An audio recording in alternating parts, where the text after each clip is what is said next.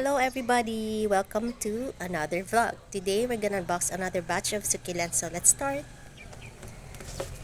Una is unbox natin yung kanyang freebies. Ayan oh, may free. So dalawa itong free.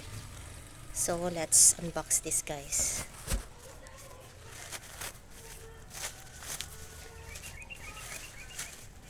Actually ang story nito is 10 days ito siya. 10 days ito siya before siya dumating. So tingnan nyo, may roots na oh. See? Kasi na-stranded siya dahil sa bagyong Uwan. That's why akala ko talaga masira, pero thanks God okay naman siya. Ayan. This is the free. Yung isang free unbox natin guys. Medyo malaki ito. Ano kaya ito?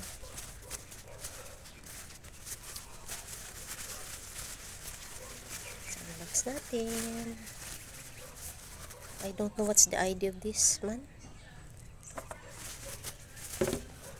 It's another free guys. Parang choco. Meron ako nito eh. See, tingnan nyo ha. Pag nasa stranded kasi yung kanyang plants, tingnan nyo mga yellow. Yan. Indication din yan siya na possible pag matagal pa ang kanyang pag-stay. Kapag hindi pa siya dumating ang plants sa inyo guys, is ito yun siya. Possible na mamatay sila. Yan, yung mga yellow part na yan. Kasi 10 days na ito eh. Nasa box, kaya ganito ang itsura niya. Okay, so next. I hope lang talaga okay sila lahat. Walang casualties and everything. Kasi sayang yung plants. Kawawa yung plants guys. Tingnan nyo. May nahuhulog na ng mga dahon. So, yan. See? Yan. Wala na. See? Natatanggal oh. Yan.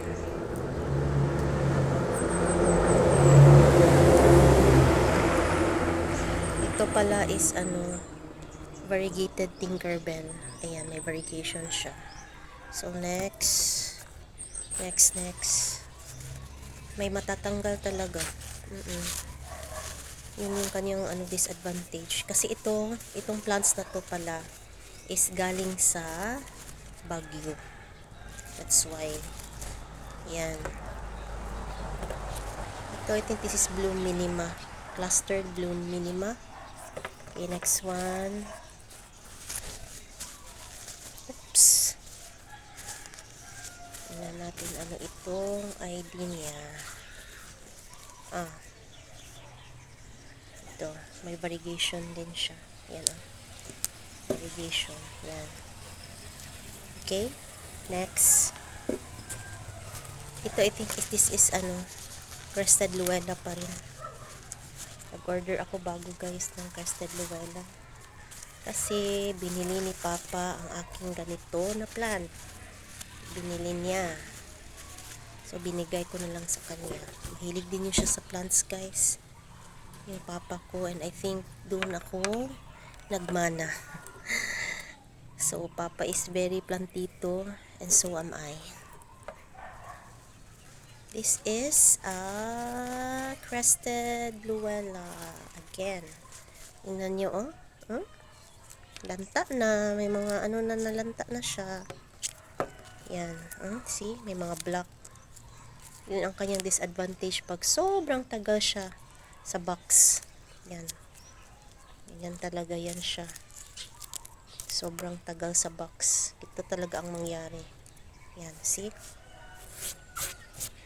And then, next. Dalawa na lang, guys. This is Laurensis.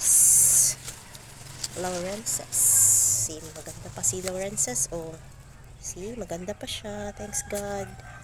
The last one is this one. This is a lotus. 2-head lotus. Yan, 2-head siya. See? Maganda pa siya. Kunin lang natin yung mga dried part. So, yun lang yun guys for this day. Hope to see you again to another unboxing. Enjoy watching. Bye!